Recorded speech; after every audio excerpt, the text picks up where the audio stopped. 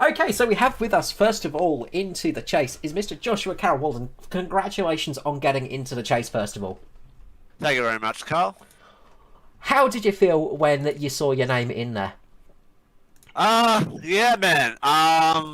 Yeah, it was a bit of a wait to be honest, because I knew I had to finish well last race at Daytona to get in there, but yeah, just drove my heart out at Daytona, and then it was a nervous few days wait, but yeah, it was definitely a big relief to get in the chase because yeah, that was one of my goals set out for myself at the start of the year. Just yeah, get into my first chase. Yeah, you missed out by one position last year, wasn't it? Yeah, yeah, I was basically best of the rest last year.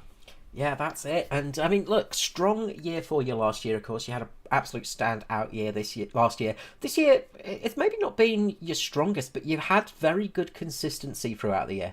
Yeah, man. Yeah, yeah. I haven't had any wins yet or any standout performances yet. So yeah, like that part's a little bit disappointing. But I'm pretty glad how just being consistently able to churn out top 10s, top 15s, which is what you need to do to get into the chase in the first place. But yeah, like now that I'm in the chase, the bar's been raised, and there's each all 11 of us have made it. Super talented. So yeah, it's gonna be the most hard fought chase we've seen, I think. That's it. It's going to be fantastic to watch. And just a quick question: like, what got you into racing? What got you into iRacing? What got you into motorsport? What got you into oval racing? Well, getting into racing first off, I think I just grew up with racing in the household. Like I watched V8 supercars back in the day. Well, the Shell Championship Series, I think it was known back then, back in my time. When I was a little toddler Showing your age with now. my parents. Then yeah, basically just stuck with V8s and just branched out through the V8 Supercars 2, V8 Supercars 3 series. That really expanded my worldview.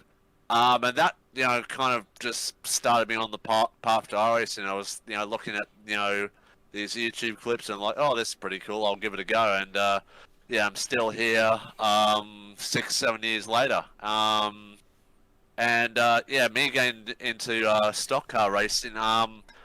It's kind of a two-pronged thing. Like, first off, my hero, Marcus Ambrose, going over to the States to pursue a career in NASCAR, definitely did, perk my interest. But also as well, adjacent to that, I was in, I think, Coles or Woolies with my mum one day, when I was about 10, and I saw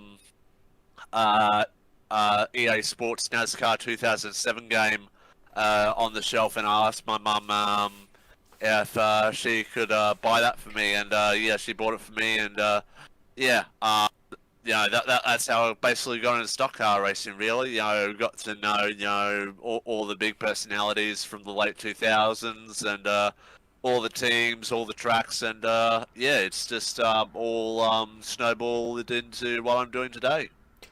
Look, that's generally how the passion starts when we're a kid. We can find that one thing and then we cling to it. Last quick question, getting into the chase, of course. What do you think is going to be your strongest race? Yeah, that's a good question. I think I definitely do have to circle Richmond, the second race, as probably going to be one of my strongest races. Last year I did get a Grand Slam performance there. Pole, fast lap, led every lap, won the race. So that's probably going to be my strongest. But I feel like I can be very strong around Talladega as well. I feel like I've got a really, really good understanding and grasp around this current super speedway package. No, look, we'll keep an eye out for you on those tracks. We, of course, hope to get you back in the booth and get you up towards, well, throughout the chase. Hopefully we'll get you up for a chat after the races. Thank you so much for joining us tonight and giving us a little bit of a look at Mr. Joshua Carroll-Walden. It's been a pleasure, and good luck for tonight's race. And so there you have it, a insight into the world of Joshua Carroll-Walden, one of our participants tonight in the chase, and he will be doing everything he can to join us here at the end of the evening. Carl, good evening as well. Exciting times. We're into the power part of the season tonight with the first round of the chase to head towards the end of season 2021. Yeah, hello Stuart. Hello everybody. We're in the tail end of the season now. We are in the chase, and this is where it all heats up. Of course, this is where the dreams are made and the dreams disappear. A bad result in the first race of the chase is not always a bad thing. We saw Foster having a terrible time last season and then taking the championship in the end. But you generally want to start off on a strong foot. And don't forget, this is the throwback round. This is part of the Grand Slam. So if Mr. Mickey Skurlock can actually manage to repeat his actions at Darlington earlier in the year and get another victory, then he is going to be in for a fantastic prize. So there is a lot to play for tonight, not just for the chase itself, but a few other things in there as well. And of course, we're here last night with the Xfinity Series and saw that there can be a proclivity for cautions, breeding cautions here with the banking and the way this track operates. What do you think we're going to see here tonight? Look, cautions are going to be coming tonight. We're going to see a couple of them for sure. It's one of those tracks that is very tricky. It's one of those tracks that does throw you out quite a lot. I'll sort of go over a little bit more about later in the race, but these cars just don't seem to be handling that great tonight as well. They're struggling with being tight and loose at the same time. They'll be tight in one corner and loose in another, and in sort of old-fashioned motorsport terms or other series motorsport terms, oversteer and understeer. That's what we're talking about. So they get real tail happy, and then all of a sudden they will get really stiff on the front and just not want to turn at all. And you get that all throughout the lap here. You'll have multiple different issues going through each of the corners. There's only 4 corners on this track, of course, but all 4 of them are very, very different. Well, of course, that brings to an end the small warm-up session that we have. We're about to head out onto the grid as it sorts itself out. 160 laps here tonight, if you don't mind. We're in for a full session tonight, Carl, that is for sure. As we're just waiting for everyone to jump onto the grid and get this race underway behind the pace car. Be a little bit of a challenge tonight. If you're looking out for your favourite livery, then you'll have to keep an eye out for your favourite number. As Carl mentioned there, it's a throwback round, so a lot of the drivers running some of their favourite liveries of the drivers they admire the most. We heard JCW there talking about Marcus Ambrose. His livery is based on that livery that Marcus Ambrose ran in the season he was over, or the few seasons he was over in NASCAR. But let's very quickly go through the grid. You can see it on the screen there on the left-hand side. So it is Pearson and Martin off the front row. In fact, we should bring up the proper thing there. There we go. It finally wanted to come in. So Neil Pearson, Jason Martin up on the front row with Andrew Dyson and Michael Skurlock off row 2. Then it's JCW and Phil Worley off row 3 with Hamish Gallagher and Jaden Russell off 4. Then it's Brenton Hobson and Edward Foster off row 5 with Damon Stockton and Riley Curtis off row 6. As we scroll over the page, it's Jaeger and Neil, followed by Micklemore and Danny G. Look out for them coming through the pack with Ryan Jones and Justin Witcher following behind. Then it's Daniel Hedersheed and Aidan Schultz with Ruben Phelps, his teammate, and Matty Raymond close behind. And then Luke Traher and Stevie Dubb as we head over. And it is Scott Griffiths, Lachlan Urquio, Norman Clark, Phil Otto, Paul Jackson, and rounding out our 30 runners tonight is the Double D, Dave Douglas. Yeah, of course. Drivers locked in to the chase is Josh Micklemore, Neil Pearson, Hamish Gallagher, Michael Skurlock, Jason Martin, Edward Foster, Andrew Dyson, Danny G, Luke Traher, Joshua Carroll-Walden, and Matty Raymond as well. Both of those sharing the top 10 spot. Very, very good.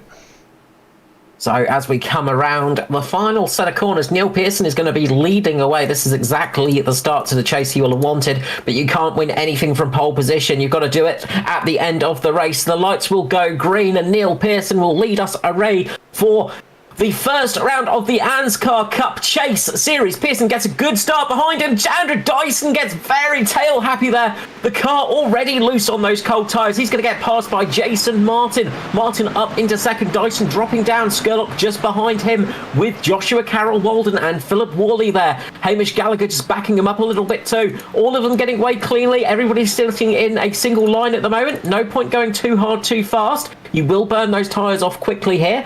If you try to run side by side, you will cause yourself problems as well.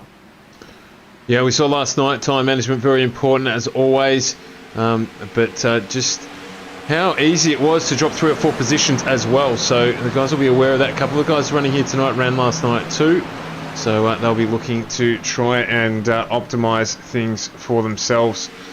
Make sure they get through nice and cleanly at the start here. We didn't see too many cars last night, Carl, did we, with clean finishes on them at the end of the race? A lot of people earning their Darlington stripes last night, and I think we're going to see a fair few more tonight as well. That's just giving that barrier a little bit of a kiss, just that gentle nudge.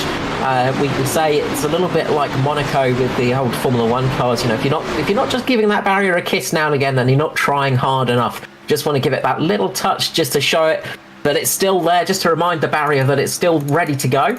Yeah, they will be getting close up there, and it does get very tricky. So we're just sorry, go, Carl. So Pearson in the lead at the moment. You can see Martin just closing up a little bit behind him right now. He's just not... Pearson's just sort of lost a little bit of time. He had a bigger gap between himself and Martin before, but not a bad place to be at the moment. A tricky place to pass as well. That's one of the big things about Darlington. Yeah, absolutely. So I'll have to bear that in mind. We saw a little bit of strategy coming into it last night in terms of pit lane and what happened there. A couple of drivers trying out the 2-tyre only stop during one of our cautions to make way. It didn't quite work out, so we'll see whether or not anyone does that here tonight as well. And of course, keep one eye, everyone, on Michael Skurlock in the 350. He's currently sitting in 4th position. Our front 7 runners retaining the position they started in, but he is going to be looking to make a run for the win here tonight to take out the Grand Slam. It, and he knows you can't win this race too early on, but you can short as heck lose it. So he's just sitting back there a little bit, holding position at the moment. He's in a good spot. He's in the top 5 as it stands, so he's just not going to try anything too severe at the moment. Just see how this race pans out. And a lot of these drivers are just going to be seeing how it goes at the moment. Early cautions could give them the idea of possibly coming in for a relatively early stop, getting some fresh tyres quickly. You can see Skurlock actually trying to make a bit of a move on Andrew Dyson now. He was thinking about it. He decided better of it because he had JCW right behind him. So the problem is when you make a move here and go to that inside line, sometimes it can catch you out. Skurlock getting very close to the back of Dyson there. Again, just has to tuck back up, not going below the apron. The banking here is quite steep, especially in turns 1 and 2. It's a little bit shallower as we got contact behind. Oh, who was that? I think Damon Stockton and the 28 of Jaden Russell making contact. Yeah, I think you might be right there that it was Stockton. He just dropped a little bit. Yeah, Stockton just got caught up. He's managed to get his Darlington stripe already. He just got caught right up on the very top of the corner. As we got cars around and the caution out, we got person on their roof as well. Yeah, the 22 there on his roof, Barry Neal. Unfortunate for him. Looks like Matty Ray was involved in that one, as well as Lachlan Urquio. So we've got our first caution of the evening. Josh Micklemore, Danny G as well. So a couple of big scalps there. Let's just jump back and have a quick look at it. A real big shame there for Neil. Beautiful livery on that car. Just trying to see exactly what happened there. They were running 3 wide for a moment, and it looks like himself and Heddershade have made contact. And huge incident, and that's absolutely ruined that car of Neil, unfortunately. He was running the Toyota Swift of Jos Verstappen from back in 1993. So the older Verstappen that did not win many F1 races, or any in fact, but he did win many junior formulas. So a shame to see that car out already. Yeah, absolutely. A big incident there at the start of this race, only 9 laps in. So disappointment there for a number of the drivers, including Josh Micklemore as well. And a strong... Luke Trahair got caught up in that one as well. A very, very heavy impact for the front of his car, and that's not great. So yeah, Micklemore got away with it a little bit better. He's got some back end damage. He's got some pretty nasty back end damage, but it might be worse for Luke Trahair, who's probably got some engine damage as well. So he's going to be in for a long repair, I'd imagine. This is going to be disastrous for him. And of course, those two in the chase, Trahair and Micklemore. So neither of those will have wanted that to happen. The old Days of Thunder moment did not happen for Josh Micklemore, unfortunately. He did not manage to get straight through the middle of that wreck. No, not at all. So number of the drivers choosing to pit, but mainly those who were involved in the incident. We saw Josh Micklemore come back from 2 laps down last night after an early incident, but he had less damage on the 31 then, so it's going to be a tougher assignment for him tonight. And for the regular season champion, not the start that he would have wanted at all. Oh, very much so. Another driver involved in that in the chase is Matty Ray. He got caught up in the Lightning McQueen entry and just got tapped on the front, so he's got some minor damage. It's not too bad, actually, by the looks of things, so he should hopefully be somewhat okay, but that car is not going to be clean tonight, unfortunately. He's already got a few scrapes and scratches on that one. Yeah, indeed. Lightning McQueen livery, that's a good one. A couple of the liveries to have a look at here. Let's just see where everyone's running. Of course, Jason Martin has jumped on board with a livery that most people would be familiar with. Oh yes, I have been waiting for a moment to see we got a caution. I can talk about this now. So he's running the classic McLaren F1 livery, the Marlboro McLaren sponsorship, of course, which was actually a partnership that also had some support from Penske. Now, this would be the era in which Ayrton Senna was driving, of course. And the Marlboro sponsorship allowed Mr. Senna to go over and test drive for Team Penske for their kart car, the PC21 Chevrolet, which of course Martin is driving a Chevy tonight. So we've got a little bit of a link there. It's tenuous, I know, but I needed to be able to talk about this.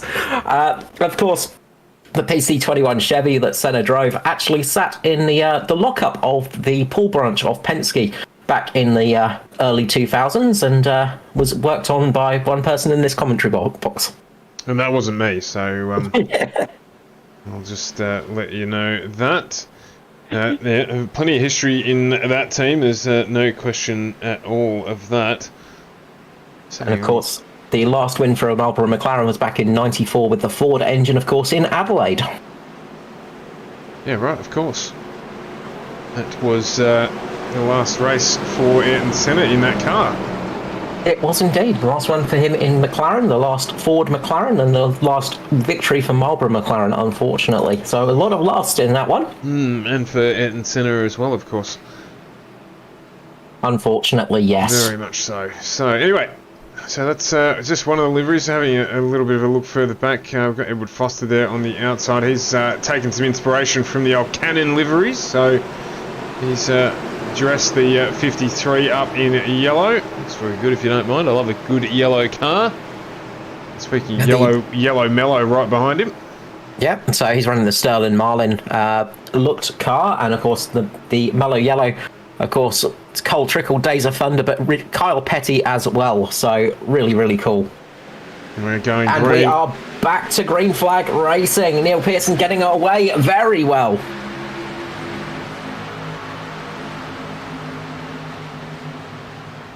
And yeah, 93, sorry, not 94. No, you're right. We knew where you were talking about there. So there's a big group here just in the background. Jason Martin looks like he got held up there or caught up in the wall, potentially a little high. And the 41, Andrew Dyson's making the move there. Skirley's just lurking in the background here, just keeping an eye on things, of course, as well. Doesn't want to get involved too much in anyone else's incident at all, as he tries to duck down to the inside there. And so Jason Martin drops a position to Andrew Dyson. So it's a DPR 1-2 at the moment. Pearson Dyson running at the front, and then you can see there we've got a big train. There's plenty of time left in this one. It's only 14 laps through 160. Yeah, it's a long old race, and those guys that got damaged, it's still not the end for them. They're still with in with a shout, but a lot of drivers are going to struggle. People like Josh Micklemore at the moment, he's still in pit lane getting repairs done. Luke Trahare's just managed to get back out. Lots of damage, but he's dropped 4 laps down. So quite a few drivers, some big names in that as well, and that's really going to affect them. They're going to hope that some of their competitors don't make it to the end and they can actually gain a few spots. Yeah, absolutely they will be. So it's all about race management from here. Such a long time in these cars, so they've got plenty of opportunity. Let's jump back and have a look at Jaden Russell here. He's got Ruben Phelps putting some pressure on him, and Stockton just in front. So it's about 2/3 of the way down through this lead pack, and it's spanning about 2 seconds now. So the front sort of half a dozen cars are starting to open up a gap on this group. We can look a little bit further down. Matty Ray, as you said, back out on track. He's made up a position on 2, and he's got Scott Griffiths and Lachlan Urquio behind him. So they're trying to make it count. Look at the damage there on the back of Scott Griffiths' number 5 entry. That is very, very second-hand looking. And Ryan Jones all the way down there as well. In fact, he is unlapping himself. Yeah, Ryan Jones had an issue at the start, I think some kind of connectivity issue, I think. So, unfortunately, that saw him way out there in the beautiful Busch M&M car as well. It's a shame to see him out so early, but he is out there lapping his way in there. Of course, one of the other things these drivers want to do is they want to be locked in for the Daytona 500 race, of course, top 20 in the championship, who will get locked in for that next season. So there is stuff to play for, even for the drivers not locked into the chase, of course. So the regular season contenders, that top 20 positions are still very much places where they want to finish. So they are going to be fighting it out for that, trying to get themselves locked in to the start of the season, so they at least know they have one less thing to worry about. When does that race happens? Is it February next year? I think so, yes. Philip Worley just up in the wall, just getting himself a little bit of a stripe. That's going to give Jason Martin a chance to get back at him. Martin dropping a fair few positions from that restart. So he dropped down to P5 at the moment. So he's dropped a handful of positions. He was up there battling it away with Neil Pearson. Neil Pearson in a great position at the moment. He has got teammates all behind him at the moment, other than Mr. Skurlock. So Skurley in a bit of a DPR double-decker sandwich. I feel like we've said that before this season. There tends to be a couple of DPR cars out there. It's usually the case, but they have been doing a fantastic job, especially the likes of Andrew Dyson and Philip Worley. Just being mentioned on the ovals, they've been improving hand over fist and really getting to grips with the whole turning left thing. And it's been great to watch them actually coming up there and improving throughout the season. And of course, Daiso is in the chase, but Worley is there as a bit of a rear gunner at the moment, and that's going to be his job in the chase, of course, is to try and help his teammates out. Meanwhile, Brenton Hobson making a move on Joshua Carroll. Walden getting down the inside at the moment through the first couple of corners. He's going to make the move stick on JCW. Hobson getting up there. Hobbo doing a great job in his second cup race, I think this is now. Yeah, I think it would be his second, so just getting used to turning left. I say getting used to. He's had some really good performances in the Xfinity series, so it's hardly getting used to, but he is doing good so far, up 2 positions into P7.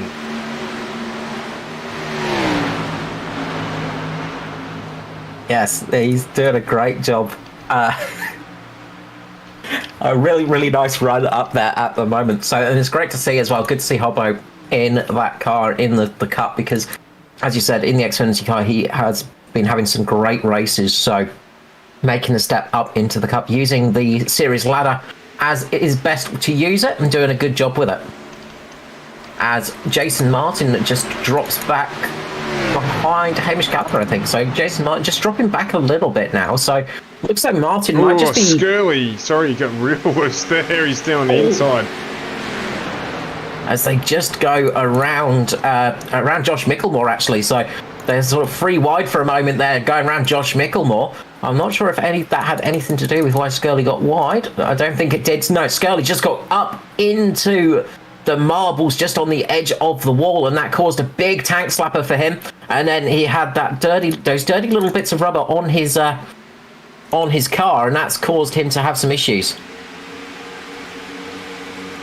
Yeah, I'd be glad that it didn't turn out any worse than that. That is for sure. Yeah, that was a very scary moment, and that's something we saw last night in the Xfinity as well, of course, of the little bits of marbles up the top of the track. Once you get up there, it's very hard to get them off your car. Your car will struggle all night long and just start to it just takes about 5 or 6 laps to actually clean them off and actually get them working. Meanwhile, Phil Otto has just done exactly the same thing, and he's just plummeting back to the back of the field like a rock at the moment in the number one. Oh, big hip check there between himself and I think Daniel that was Hedersheed. Yeah. It's a big moment there. Just getting up into him there, but there's only so much room on the track. Couldn't do much about that one. Let's have a look here at Aidan Schultz. He starting to put pressure on Justin Witcher. You can see there. Oh, again, Norm Clark just up in the side there. He's got the Lotus-inspired livery on the 09 entry this evening. Yeah, very classic team Lotus. Of course, the old Lotus Cortina, famously driven by one Mr. Clark of Scotland, and he drove it very well indeed. He did. So, very talented driver, that guy. He won on multiple different areas and multiple different things. Rallying, oval racing, Formula One, you name it, he could do it. There's some people that just have that ability. Just having a look at Matty Ray here. He's making good progress back up through the field despite the damage on the back of the 83. So he's currently back up into 15th position. So up 7 places from his qualifying spot despite being involved in that early incident. Yeah, showing a really good turn of pace, Matty Ray there, and he is flying back up through the field. He's gained 7 positions from his starting position, let alone the fact that he had to come in and get repairs done. So excuse me. He's doing a very good run at the moment. Just sitting behind Aidan Schultz, who has got some serious damage on that Aussie esports car, unfortunately, on the front left. Luckily on the front left, though, I'd say, so hopefully that shouldn't cause him too much issue, but it might just make it wear a little bit quicker, and that can throw the car a little bit off balance. It's all behind. Somebody's just had a big moment. I think it might have been Riley Curtis. Just having a bit of a look, sorry, there was a huge tailspin out there somewhere. So just seeing, I think it might have been Riley. Yeah, Riley Curtis having a huge moment off the corner. Just getting up a little bit too high, but he managed to save that one. Luckily not to bring out a caution or damage the car at all. He gets back out and gets back on with it. Yeah, they're doing good jobs out there at the moment. Meanwhile, Neil Pearson's doing a fantastic job. He's got a second over Andrew Dyson. So he's managed to pull out a nice big gap at the moment. Hamish Gallagher, the closest non-DPR car at the moment. Jason Martin working his way up there with Hamish, getting past Philip Worley. So Worley just dropping back a little bit. He's going to have Hobson all over the back of him shortly.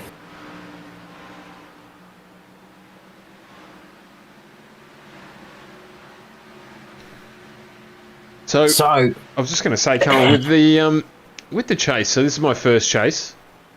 What consistency obviously is. We've seen that throughout the season. That consistency is the big thing.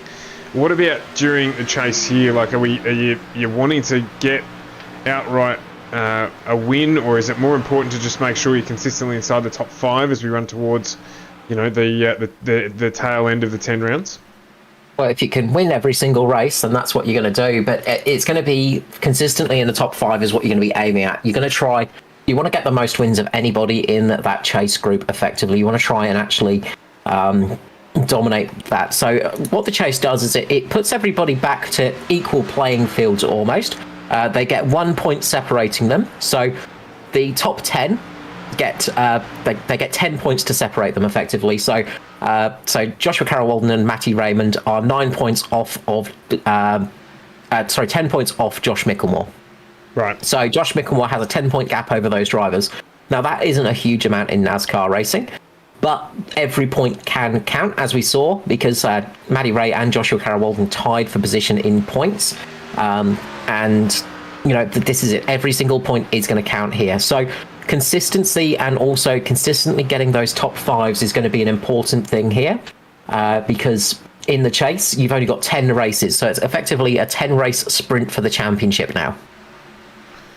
Right, okay, so that makes sense. Okay, fair enough. And they did this because, if what I read is correct, is because a driver who had never won a race all season beat a driver who won most of the races all season to the championship because he had a few bad results.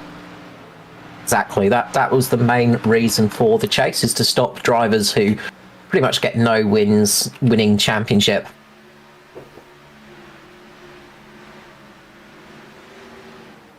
Although I think,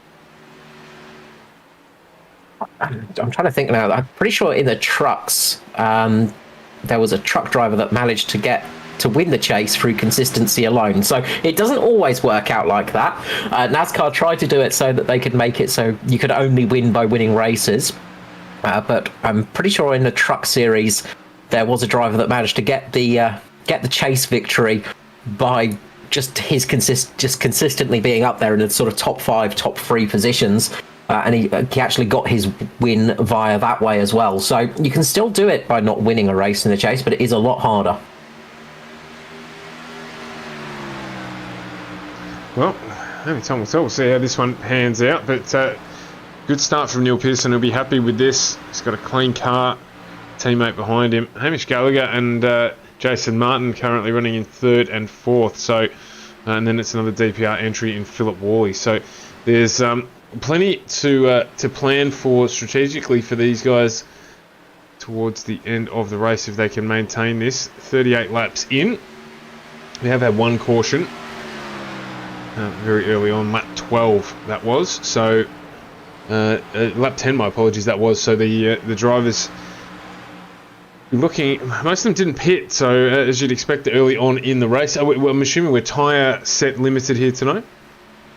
We are indeed, of course, the usual 4 sets of tyres for the drivers. So the starting set, and then you've got 3 to use throughout the race. So if we get a caution in the next 10 plus laps, those drivers will be coming in and strapping on a new pair of boots, because that's going to be the best way to do it. Just looking down the field, Michael Skurlock just dropping like a stone at the moment. He's in P11.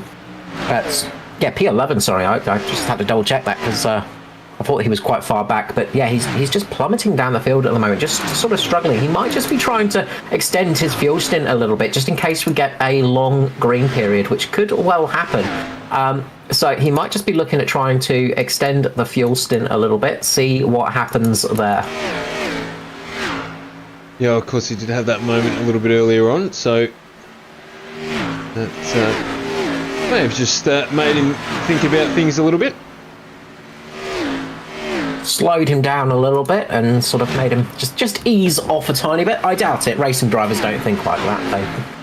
They just go full charge ahead. That's it. That's our best option. Looks like Head Sheet's actually coming into pit lane. First of the drivers to jump in and have a pit stop.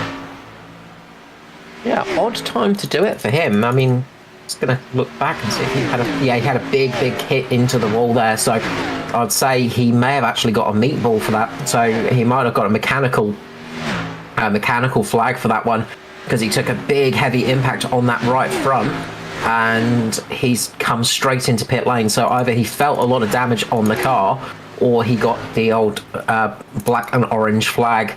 Now we call it the meatball flag because that's what it kind of looks like. It's a black flag with an orange circle in the middle of it. The mechanical issue flag. So he might have even, with that hit, it's easy to pop a tyre off or something like that. So he could have got a puncture, something strange like that, and actually had to pit to get that car fixed. So that is disastrous for his race, because he is going to drop at least 2 laps. You don't want to be pitting under green where you can avoid it, that is for sure. No, it's just a drive-through for Hedeshid, so he's hit his instant limit already. So That's even more dire. So you get 11 instant points 12 instant points for a race, and then you have to do a drive-through. And then if you hit 17 instant points, then that's it. Your car goes behind the wall. So every time you hit the wall, generally, if you hit it light enough, you'll get what's called a 0x, which means that it doesn't really count, but it's like a little bit of a finger wag saying, look, watch it, laddie-o, don't do it too often. If you get a 1x, generally that's you've hit the wall a little bit hard, or you've hit another car a little bit hard. And then they can build up from there. So obviously, if you slam into a car at full speed, that's going to be usually a 4x or four little penalty points, and those build up quite quickly. And it looks like Hedeshead's already built up to 11. It's very early. It's something that a lot of the drivers like to think about. Of course, it's a longer race here, 160 laps than last night, and with that damage earlier on as well. Hedeshead get involved in that incident on lap 10? Yes, he did. He got caught up in that one. So yeah, he got caught with Barry Neal, unfortunately. Just looking at our leader, he's taken a bit of a swipe. Neil Pearson has gone up into the wall and just hit that right front. So a little bit of damage on the bodywork there. It's just caved in over the right front wheel. So that's not what he wants in the Skittles DPR coloured cars. He's in the red Skittle at the moment. But it's not going to help him out at all. Obviously, damage isn't too bad around here. It's only just over a 2 kilometre track, but every little bit of damage does hurt you, so it's not the best thing to happen. The only saving grace is he's got Andrew Dyson sitting behind him at the moment, and he might be able to help him a little bit, keep Hamish Gallagher there from getting the position. Check on board with Hamish Gallagher now. He's closing down on Daiso, so Jason Martin's dropped off a little bit. He's 2 seconds behind now. So this trio at the front here, very much off by themselves. Yeah, Hamish Gallagher running the Morgan Shepherd's Racing with Taylor car tonight. Is his personal Lord and Saviour, Taylor Swift, of course. So racing with Taylor tonight. So he is hoping a little bit of spiritual help will help him in this race. Oh, Tay. One day we'll find out his love. I was going to say, I just don't understand, but I don't need to understand. It's not important. Just need to call it out, and of course we call him a lot because he's very, very fast. Hamish Gallagher running at the front of just about everything ANZCAR does at the moment. So, and doing a good job here. He'd be happy with the position at the moment as well. Just able to sit in here quite nicely. They're starting to come up on some more lap traffic as well, so it's that's going to be entering into their minds a little bit. What do they do? Where or when do they jump into pit lane as well? Yeah, they're going to be thinking about that a little bit later on. They're going to want to try and go as long as possible, just run those tanks to a little bit of a lower state. But if somebody does decide to do a two-stopper, or free stop's probably a little bit extreme, but the sort of more two-stop areas, the first car to come in is going to get the advantage of the undercut. Those fresh tyres are going to help out. The issue is, the longer you stay out there and the other cars stay out there, the better their overcut becomes. Philip Worley's just coming into pit lane now, so we'll see if he's making a bit of a stop or if he's just coming in for a coming in to serve a penalty. I think he's actually going to be making a stop, but probably be made a liar of that. No, he is indeed stopping, so he might well be our first pit stopper on lap 52. So he's coming in for some fresh boots, a little bit of fuel, and he'll be a great help to his teammates now as well, because they'll know how much faster those tyres are. They'll know some fuel details. So he is coming in and he is going to be trying for a little bit of a different strategy now. Meanwhile, Jason Martin sitting in fourth is a little bit lonely at the moment. He's got Edward Foster behind him, who's again sitting in a slightly lonely position in fifth. And then a bit further back is Brenton Hobson, and he's got a good group of cars behind him with Joshua Carroll-Wald and James Russell. Ruben Phelps, I believe, is in that fight, as well as Michael Skurlock. So the field has stretched out a little bit, but the front is very tight indeed. Between Pearson, Dyson and Gallagher, those three are basically nose to tail at the moment. Nothing separating those three cars. Daiso getting right onto the back of Pearson this time. Those two cars are just nose to tail as it stands.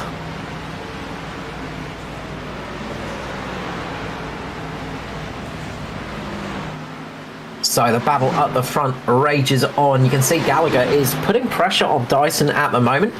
Philip Worley is going to be setting some good lap times, I imagine. So I'll keep a bit of an eye out and let you know how that one goes. David Stockton also coming in as well. So it looks like some DPR cars are trying a little bit of a different strategy as well. Just trying that slight counter strategy, seeing what they can do with that one. So I'll keep an eye, as I said, on Philip Worley once I find him on my timing chart. There we go. So he just did a 29.3. So good 2 seconds faster than the leaders at the moment. So those fresh tyres are making a difference. And Michael Skurlock's coming in as well as Stephen Williams. So we are going to start seeing pit stops now. This is the time where the cork's being pulled and people are going to start coming into pit lane. Yeah, we won't see the leaders yet, though. JCW, Ruben Phelps. Just going to say, Ed Foster's just quietly creeped his way up towards the front as well. So we mentioned that Jason Martin was off by himself. Foster's just gone past him, so potentially just a small incident there for Martin, because there was a gap of around about a second there, but now the gap is a second to the good for Edward Foster.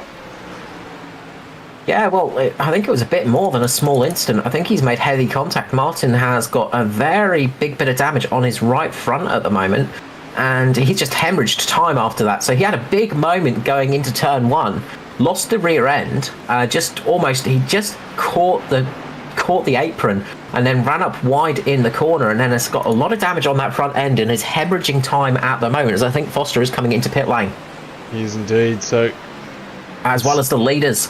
Pearson and Andrew Dyson also in pit lane. That was going to leave Hamish Gallagher out there going for a slightly longer run. Jason Martin, Brenton Hobson, Jaden Russell sticking it out at the moment. So this is going to help Foster a lot, because he's going to be able to gain a fair bit of lap time as long as a caution flag doesn't come out. This is the risk you play coming in before the leaders. But the longer they stay out there, the more it's going to help somebody like Foster, because he's going to be able to jump a couple of cars. He obviously won't jump Pearson and Dyson, I imagine, unless they make a mistake.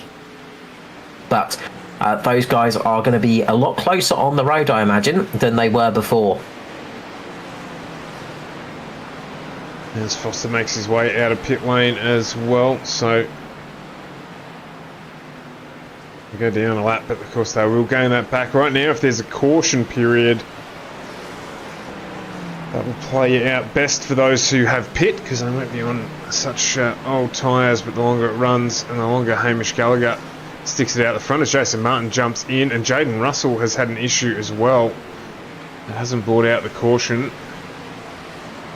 Russell missing his pit entry there. He's actually locked it up, I think, and just run it outside there. Just completely was running a little bit too high coming into pit lane, missed the pit entry, and you can just see he's just locked up the front wheels and running a bit too much front brake bias, I reckon, and just unable to swing it in there. So that's going to cost him a heap of positions. Gallagher in pit lane as well. It's going to leave Justin Witcher out there to take the lead of the race. So Justin Witcher will pick up a bonus point for that one as well. Get his name with a lap led next to it as well, which is always a nice feeling. It's never a bad thing to have led a lap. He's going to be trying for that long stick-out period and hope that there's a caution. A couple of other drivers trying that is Lachlan Urquio as well. So Lachlan Urquio sticking it out there, as well as Danny G. So a few drivers taking a bit of risk. I think Aidan Schultz is also trying that other strategy. So we'll see how that goes, as well as Paul Jackson. So 5 cars going to stick it out there as long as they possibly can. They will get caught up to by those leaders, but if a caution comes out, they are going to be sitting relatively pretty. And Justin Witcher has got a very clean car as well with the Witcher Electrics entry. So he is he's looking pretty good if a caution comes out. Yeah, indeed he is, actually. And again, another one who's just quietly gone about it. He's up 17 positions. Lachlan Urquio getting some recovery out of that early incident he was involved in, currently sitting in second, 24 positions up. So, of course, there is some adjustment to come through with these stops, but these drivers won't be disappointed with where they're sitting at the moment. No, and I said Foster would gain a couple of positions. His teammate Joshua Carroll-Walton as well gained positions. We saw JCW coming a bit early, managed to jump Hamish Gallagher. So Foster and JCW are sort of in positions together. Yeah. So good for those. But JCW will have a fast charge and Hamish Gallagher coming up to him on much fresher tyres. So JCW stopped 7 laps ago, Hamish Gallagher 2 laps ago. So there's going to be a bit of a difference in their tyres. But Foster did importantly gain a lot of time on Neil Pearson and Andrew Dyson. So they all came in together, but Dyson and Pearson, I think, had to check up a little bit coming into pit lane, and they lost a lot of time to Foster. Foster is also on a fast charge at the moment, so he is putting in some good lap times and is catching up to those guys. They have got a little bit of traffic to deal with as well, so that's not going to help them out. But they are trying their very best, and Foster is on a bit of a charge at the moment. He is indeed. We're supposed to have the second screen running tonight, but Trading Paints has decided that it does not want to play. I've been trying to get that working in the background here, so apologies for that to everyone. We had hoped to have that up and running, but once again, the technology gods have beaten us, but we will have that fixed before next week. Yes, the joys of issues. Dave Douglas having a big moment. He's spun. This might be a caution. Will it? Oh, no, I don't think we're going to get a caution.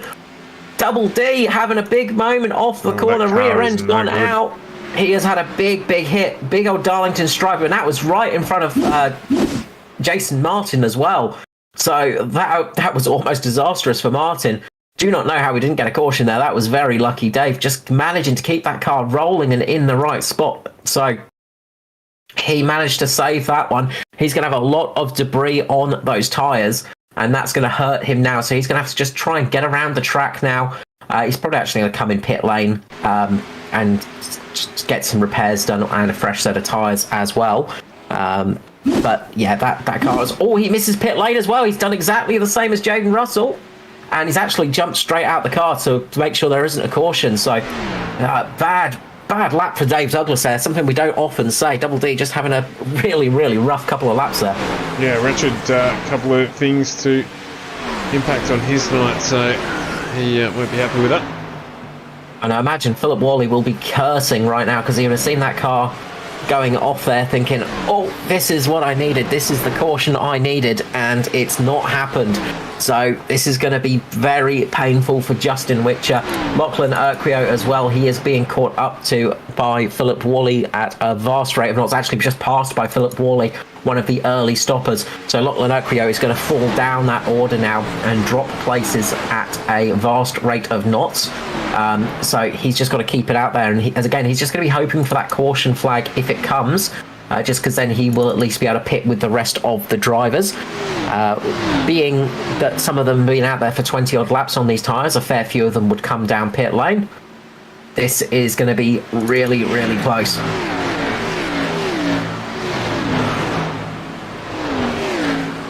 Just saw the rate at which Jaden Russell went back past Justin Witcher as well, so it gives you an indication. Russell last time around 29.77 and Justin Witcher 31.88, so 2 seconds to the good for those fresh tyres. Yeah, and those guys that pitted from the front are already back on the lead lap. So the first car that's a lap down is Norman Clark at the moment, Stevie Dubb, Riley Curtis, Daniel Heddersheet. So a lot of cars on the lead lap, 16 on the lead with Jaden Russell, the first car a lap down, and obviously he's at the back of the pack from that bit of a mistake he had. But Philip Worley is currently the first car to have pitted, so he is catching up to Justin Witcher. I think Justin Witcher came in on the first round of pit stops as well, so he has he came in. He came in and yeah. Sorry, Carl. So, yeah. Oh, sorry, yeah. So yeah, he came in on that sort of first caution. So he's using that to his advantage. Meanwhile, Pearson really, really struggling and battling it out. Norman Clark trying his best to keep on the lead lap and trying to keep it up there as well. Just keeping his car just on the racing line and not making it easy for guys to get past. So that's cost Pearson and Dyson a little bit of time. Foster now has to battle his way past a couple of other drivers. Jaden Russell involved in that. Foster has got a fast charging Hamish Gallagher on his tail as well now. So Hamish Gallagher has worked his way back up there. Joshua Carroll-Walden just dropping back a little bit on those slightly older tyres. So you do see the difference that 4 or 5 laps makes on these tyres. That is a huge difference maker. So that will be noted for later in the race. So people will be going, look, it's going to be painful, of course, sticking it out there a bit longer, but it will work out for me towards the latter ends of the stages. If I pit early, I'm going to really struggle.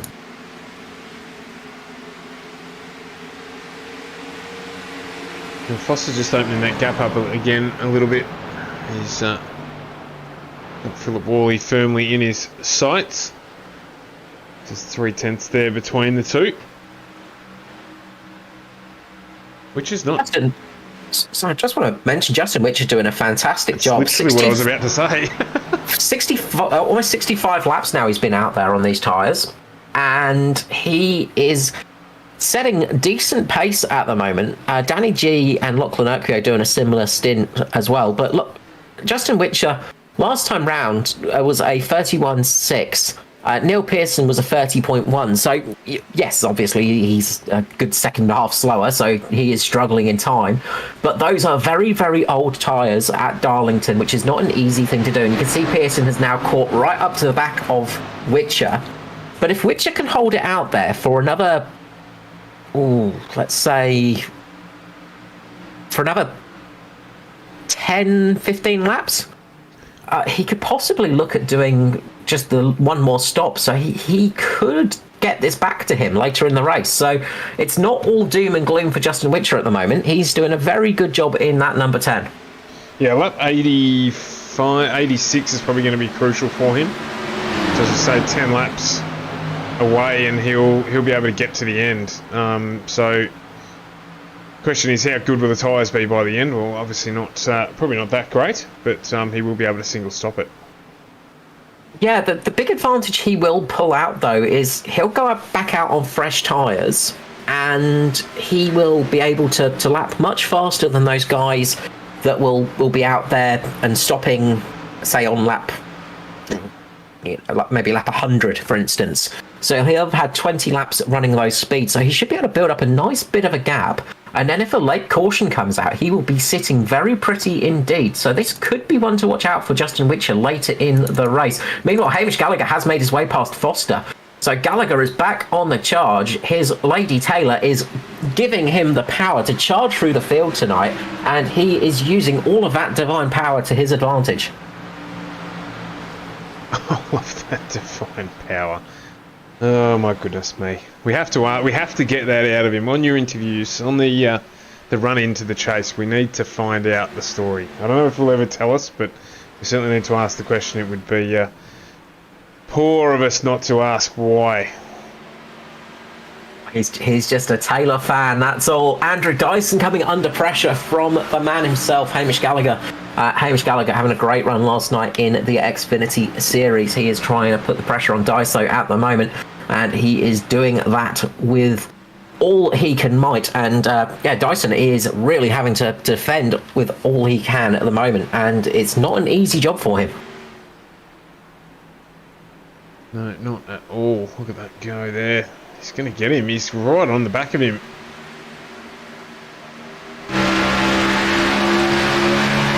See here on board with Hamish Gallagher. Good pace at the moment. Headed 3 laps earlier than Dyson, but that probably shouldn't be it now. Some 20 laps ago, those tyres would have plateaued by now.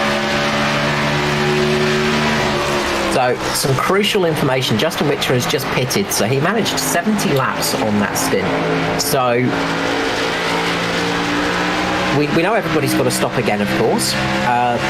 But when do you stop? Very close there from Gallagher and Dyso, but Gallagher making the move. Perfect job there. He just nailed that pass.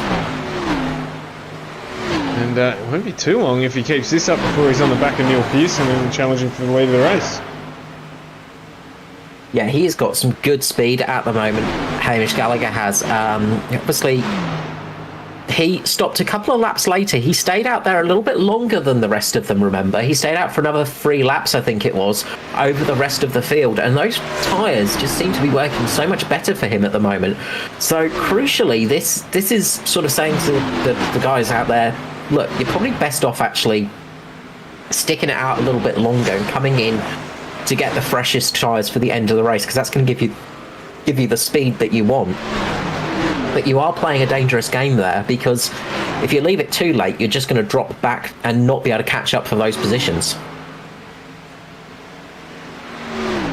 That's very true.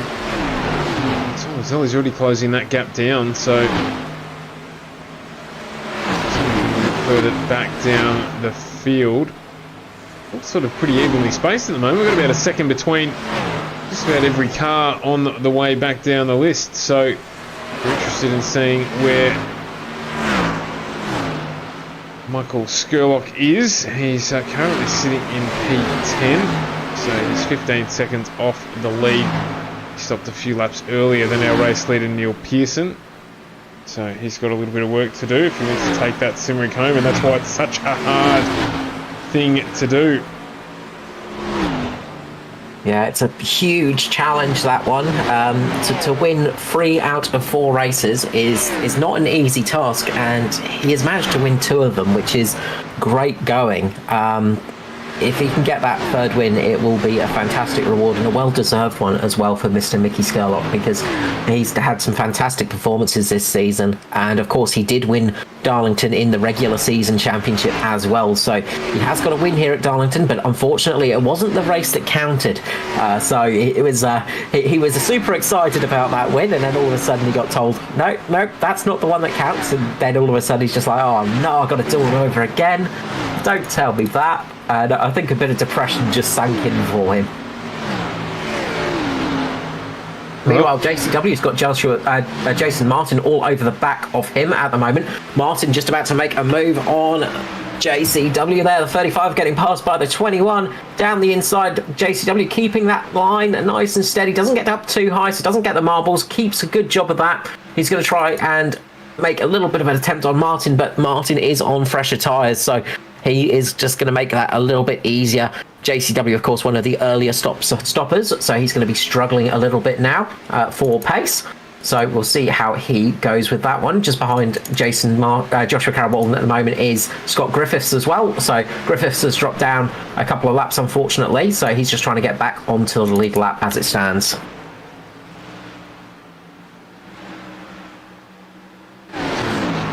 Martin going to make a move up to the front here as well. Philip Roy 8/10 away from him.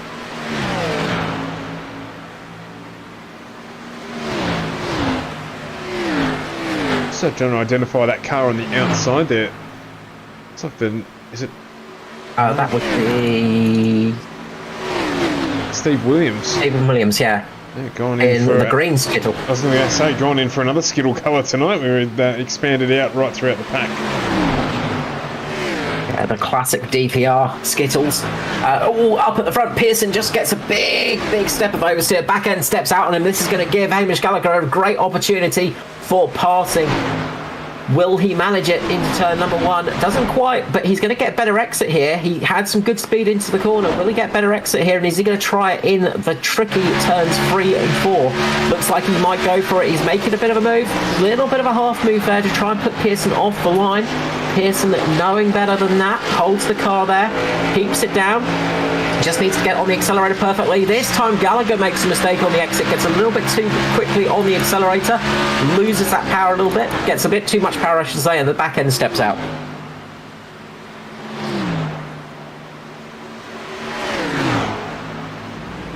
So this is the treacherous time, of course, when you're 30 laps in on these tyres, they do start to drop off a fair bit. So this is where you start losing a lot of pace. Just keeping an eye on Justin Witcher at the moment. He's just catching up to Stevie Dubb. So he is he's trying to catch up to Stephen Williams and Norman Clark now, and then just try and get back on the lead lap. So he's setting really good pace at the moment as well. He's in the 29.6s, so he's almost 2 seconds, about a second and a half quicker than the leaders at the moment. So this is where that pace will come in to help him a little bit, but he's going to need a caution to make it home. He's going to need a late caution to make this one work, preferably after everybody else has stopped.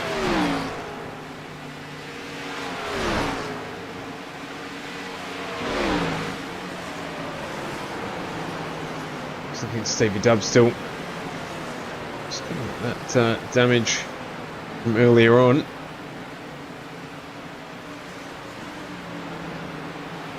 Meanwhile, up at the front, we have got the battle for the lead going on. Just getting past Ryan Jones there, who's been a bit. Oh, Neil Pearson up into the wall.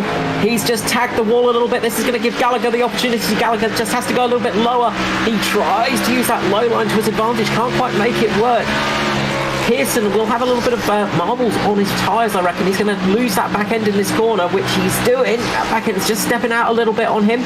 Gallagher's going to get a better run off this corner and is going to put Pearson under a lot of pressure right now. The attack is on from Gallagher on Pearson for the lead of this race. It is all go at the front.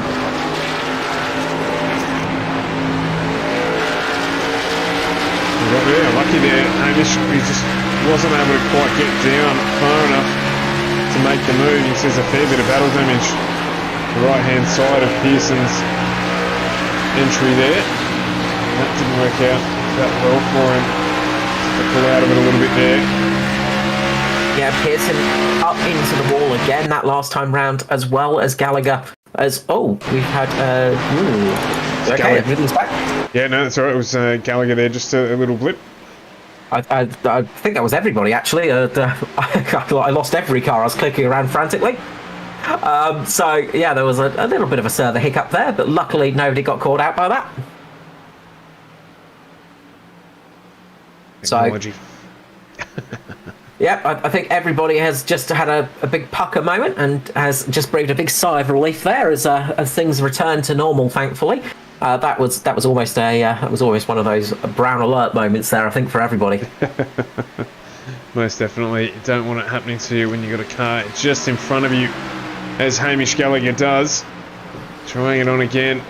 Still not quite able to get through there. Oh, it's Pearson.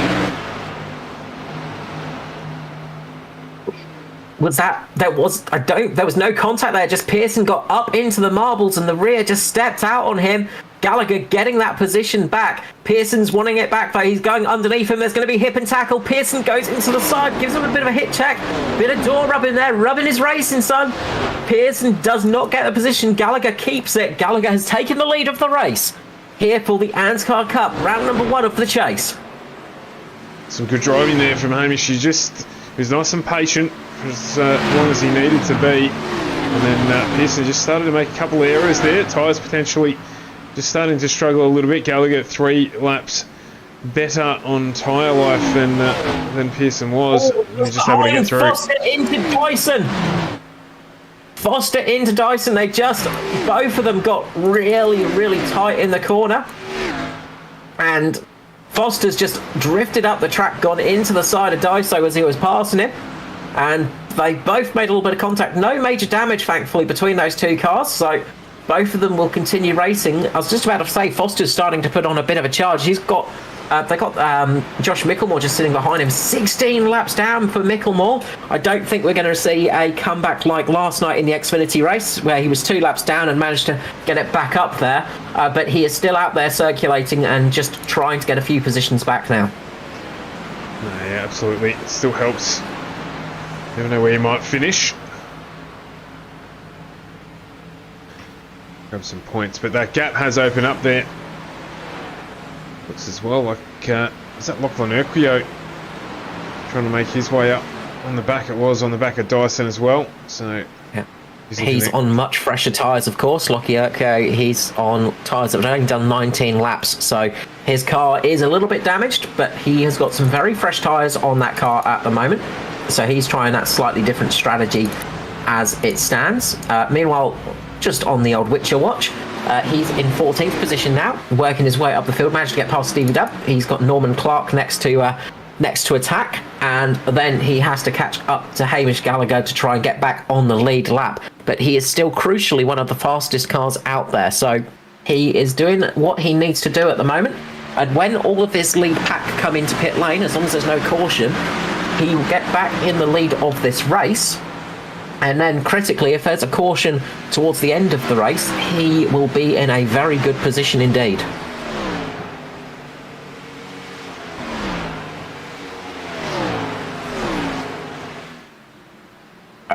I don't think he can make it personally. From what I was seeing, it was about 10 laps he needs to make, which is, it's possible, but it's I think he will be a fair amount shy, so he's going to struggle a lot. Yeah.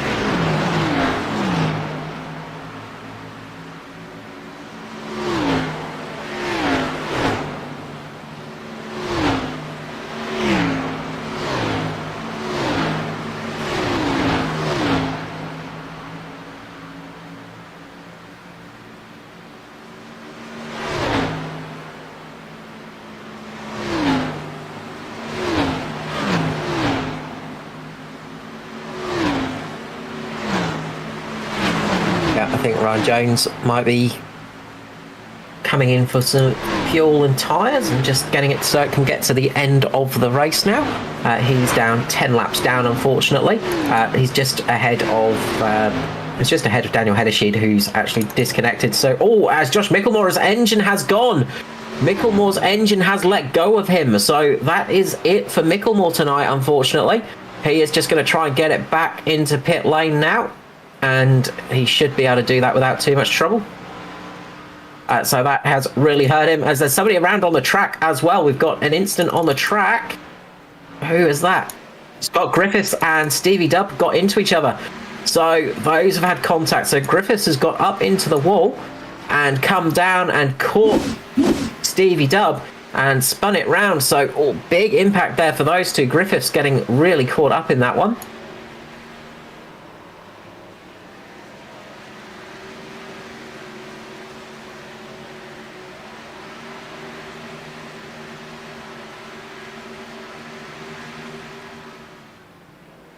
Importantly, though, he managed to keep it green. So that is that's not exactly what some drivers would have wanted to see. A few drivers would have been praying for a caution because that would have helped him out. Ruben Phelps actually coming into pit lane now. So Ruben's going to try that different strategies. Hamish Gallagher gets caught up with, I think that might have been Stockton. So him himself and Stockton just getting little bit close for comfort there, just round the edge of the corner. Stockton just keeping his line and Gallagher just getting a little bit of side contact there, and that's going to cost him a lot of time there. And of course teammates trying to help each other out. It's all contact between Gallagher and Stockton. Stockton gets spun, the caution is out. Hamish Gallagher, I think, getting a little bit frustrated with Stockton there and doing a bit of a move on him.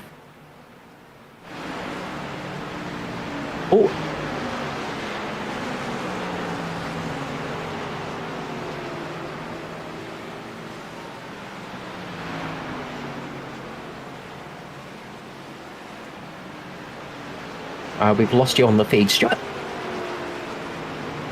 Sorry, we will fix that. Sorry, thank you so much. I'm back. Yep, sorry about that. That was sorry. Yeah, so you probably thought the car was just taking a break of me talking to myself. Technology issues continue. Anyway, yeah, that's Robin Racing is what I said, but I'm not so sure about that one. That's very, very frustrating. So there'll be a huge train of cars jumping in to pit lane now to get what could be the final stop done. I think that was a little bit of a revenge job from Gallagher there, because Stockton basically held him up a little bit there. A bit of team play in effect there. But the one to come out of it worst was Hamish Gallagher, because he got a lot of damage to the front end of that car. So that really has affected his race. So that was, this is one of the things of stock car racing, is there is some... It's a little bit like chess, where you're allowed to slap your opponent sometimes. So these things can happen. So that's going to change a lot of people's races now. Will we see a couple of people gamble on just the right sides? We saw Brenton West do that last night, and it paid off quite well for him. But with the amount of laps that they'd done on those tyres and the amount left, I doubt anyone's going to take that gamble. I think they're all going to take 4 sets. Edward Foster's maintained his position out of that, so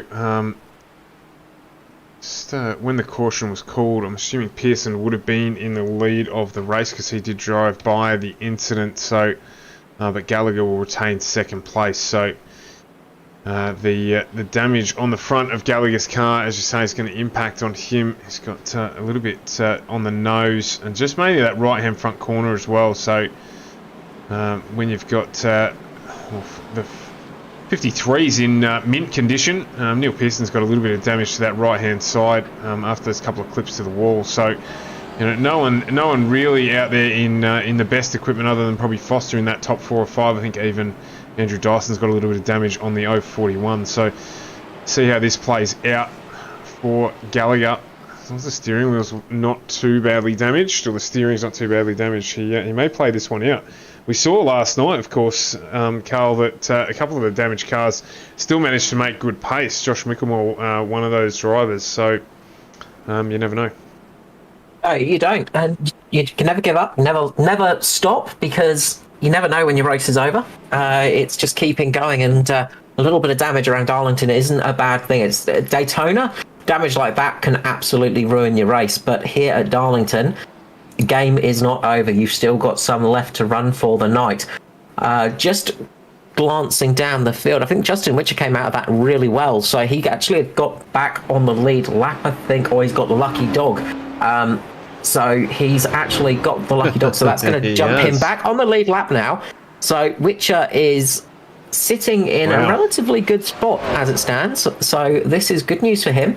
That bit of a strange strategy has kind of paid off. That's got him up 8 positions in the race, and he is going to be on, well, he's going to be on 1 lap fresher tyres than the rest of the field, but importantly, he is on the lead lap, so he'll have to drop to the back of the line, so he won't be able to start up with the rest of the field, unfortunately for him. So he'll be starting behind a lot of cars that are a little bit damaged and a lap down, but he is on the lead lap, so that gives him a chance. So we'll see how that one goes for him in this race. Jaden Russell now becomes the first car a lap down, I believe, so if another caution flies, then he'll get that lucky dog. But they are lining up side by side now. Neil Pearson on the inside, leading the race. Hamish Gallagher on the outside. Will we see the red mist descend again for Neil Pearson and Hamish Gallagher? Those two were just getting a little bit close for comfort towards in that last stint, and we saw the DPR team just getting on to Gallagher and just causing the red mist to descend. But the red car has descended. Great start for Neil Pearson. He gets away strong. Foster in the background is going to try and make a move on Gallagher already. He manages to get down the inside. Foster getting up into second place. Gallagher just struggling a little bit with that damage. Jason Martin losing the front end. He manages to catch it, but he's going to drop back a lot of positions there. Jason Martin, disastrous for him. That's going to help Michael Skurlock move up. Skurlock into 6th position, just behind Brenton Hobson at the moment. So those cars are going to be helped a little bit with that incident, working their way up the field. Daiso sits in 5th position. Yeah, and I was going to say Joshua Carroll Walden as well. A little bit of a benefactor, back up into 7th place.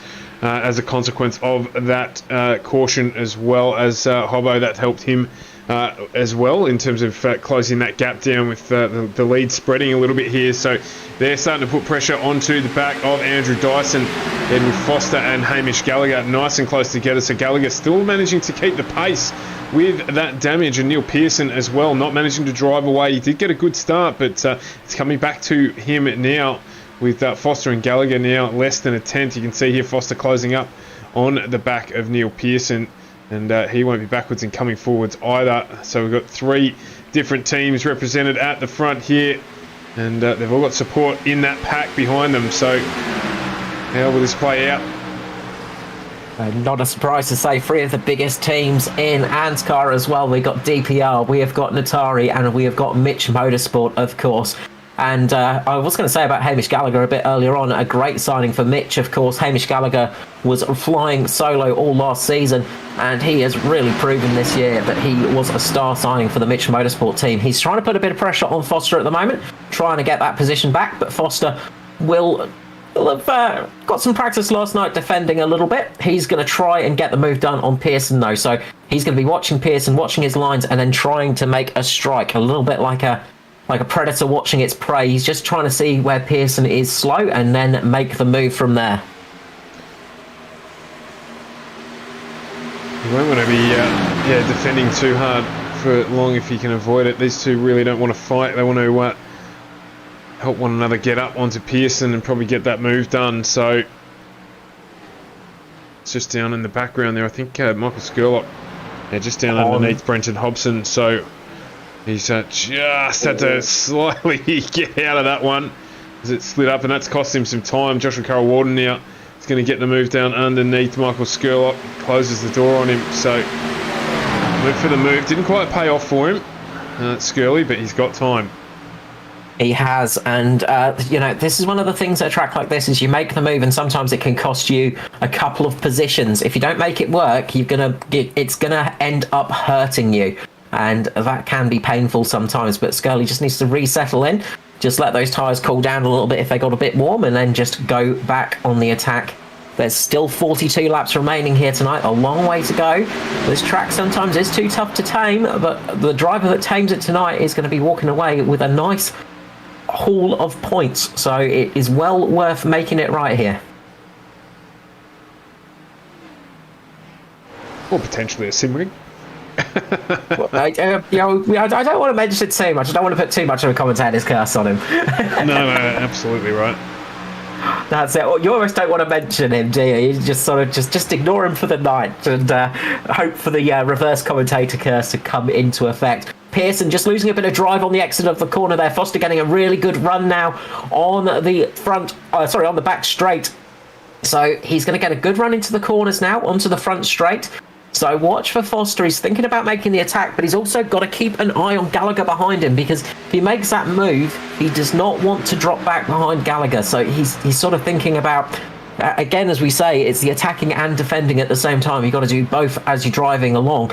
And it is an incredibly hard skill to learn, and even harder one to master. But Foster is a driver that is very good at doing both of those things.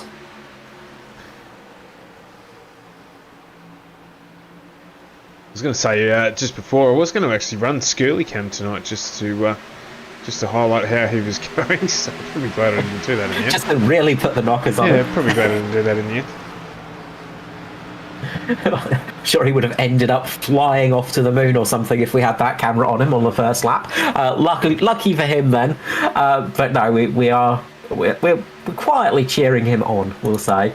And he has got Joshua Carroll-Walden just in front of him at the moment, so he's going to try his best to get the pass done and get that move made. But he's sitting in a relatively good position at the moment. The leaders aren't charging off too quickly, so that's an important thing to have, as you don't want to be dropped off too far. Still a long way in this race to go. If we get a caution as well, a late caution could absolutely change this race, because fresh tyres, we know how much of an advantage they are. But with only a couple of laps done on these tyres, we might see some people not taking the risk of coming in. Pearson sitting up high, Foster getting in below Pearson. He's trying to make the move, can't quite make it stick this time. But Foster just saying to Pearson, look, I am here, and any mistakes you make, I am going to make you pay for them. Pearson is going to have to sit that pressure at the moment, and he is really going to have to defend with everything he's got.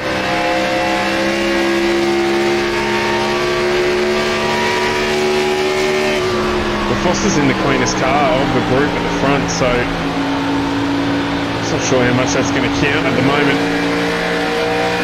But every little bit helps, of course. Yeah, you've got to say, Foster has been looking to shape up that move for a few laps, and it looks like he's doing a couple of probing attacks at the moment. He's not really going for it, but he's just sort of just poking at Pearson and just seeing which lines that he's capable of running and seeing which line is the best to attack him on, as Pearson just gets up a little bit close to the wall again. Back end just steps out a little bit on him. One good thing for these drivers now is, though, the track temperature will be dropping. Track temperature's dropped to 28 degrees now. Was 40 odd when we started the race, so it's going to be much less punishing on those tyres. As that sun goes down, it's going to help these drivers out an enormous amount, so the speeds won't drop off as much as they were earlier on in the race. And importantly, that means that fresh tyres are not as effective.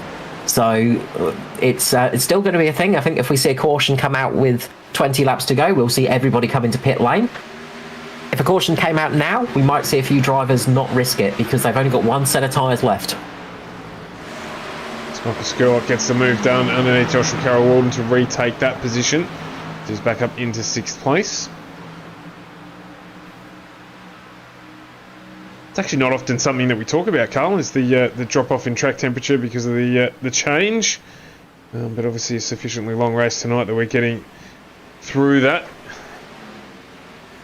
Yeah, very much so, and it's one of those tracks that sort of, it can hold its temperature a little bit. Darlington, the lady in black, of course, and that's that lovely black racing line that you get around there, but it has dropped off significantly. That is a huge drop off in track temperature, so those drivers will be feeling it as well, and it changes the balance of the car as well. It's one of the things that is hard to explain to somebody that hasn't really done much racing. But when the track temperature drops, the car feels a lot better. It changes the way it drives. So often you'll see people, especially in endurance racing and NASCAR as well, when it is going from day to night, is they'll set the car to run better in hot weather, for instance. So in the early stages, they'll have a really good car, but it might not run as well at night. Whereas others will make it run better at night, not in the day. Of course, it is a fixed setup in ANZCAR, so you can't go tweaking around too much. There are a few things you can change, though.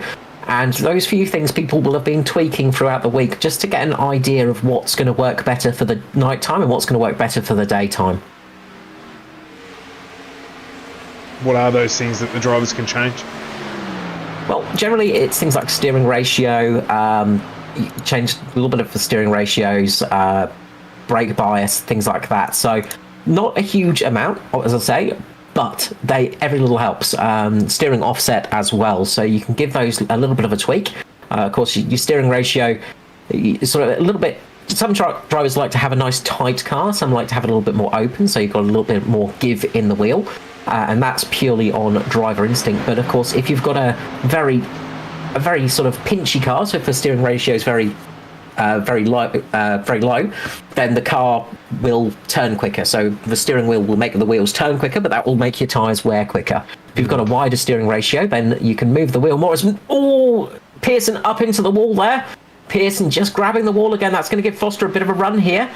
But when you've got that steering ratio open a little bit wider, it means that you have to turn the wheel a little bit more, but you're not going to wear the tyres out as much. So those are big things for the cars, and those are pretty much the big changes that you have to play with, and the drivers will have tested out all the different parts in there.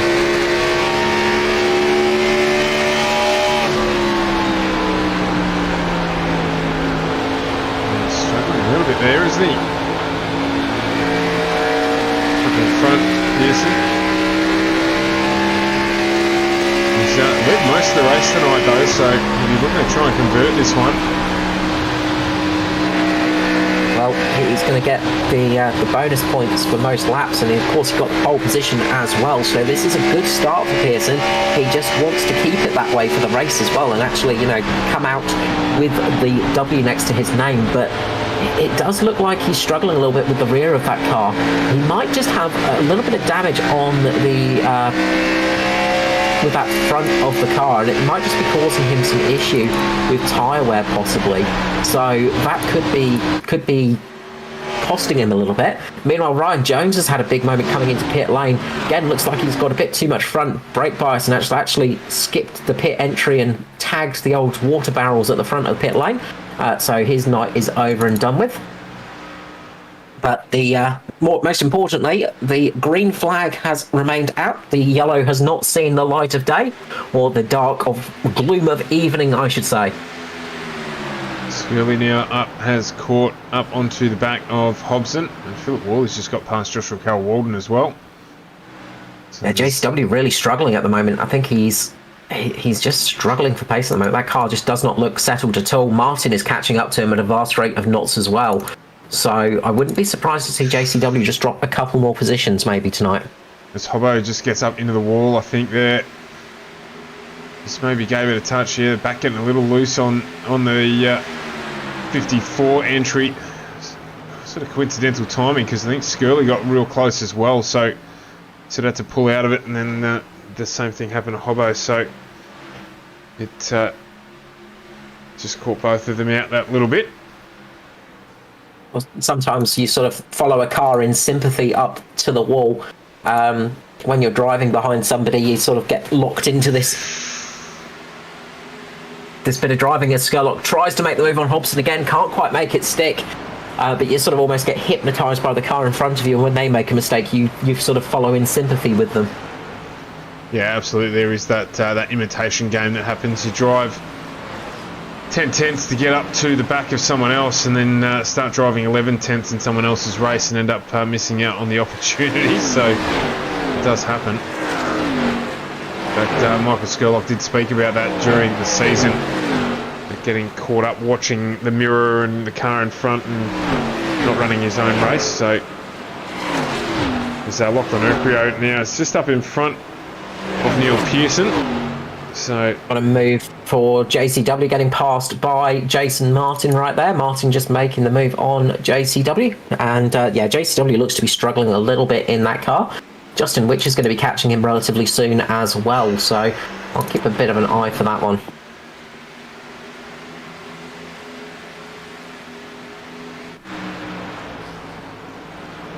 the gap at the front's open up again, but Dyson has closed down on Hamish Gallagher, so bit of a yo-yo here.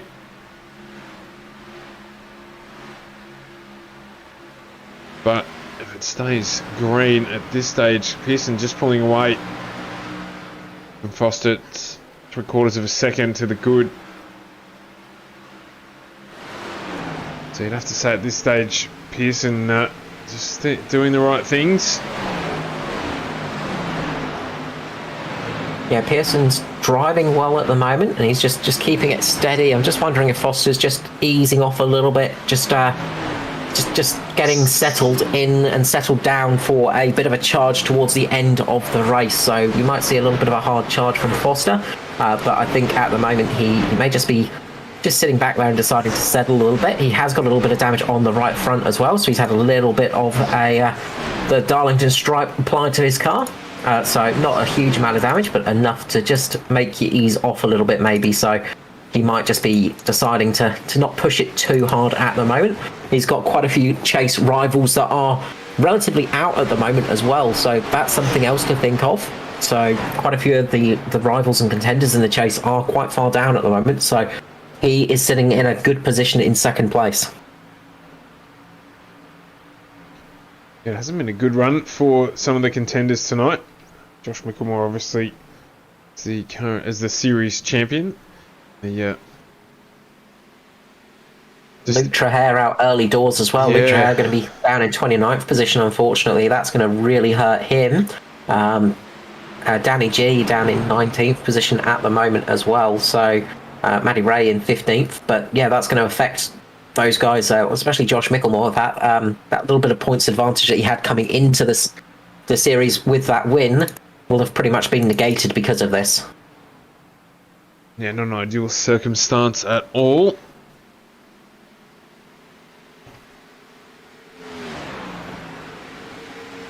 But, as we said, it's not over until it is over, and last season's champion did not have the best start to the chase, and then things got better as it went on, so it wouldn't be the first time we've seen that, so you can't give up after the first race because you do not know what's going to happen.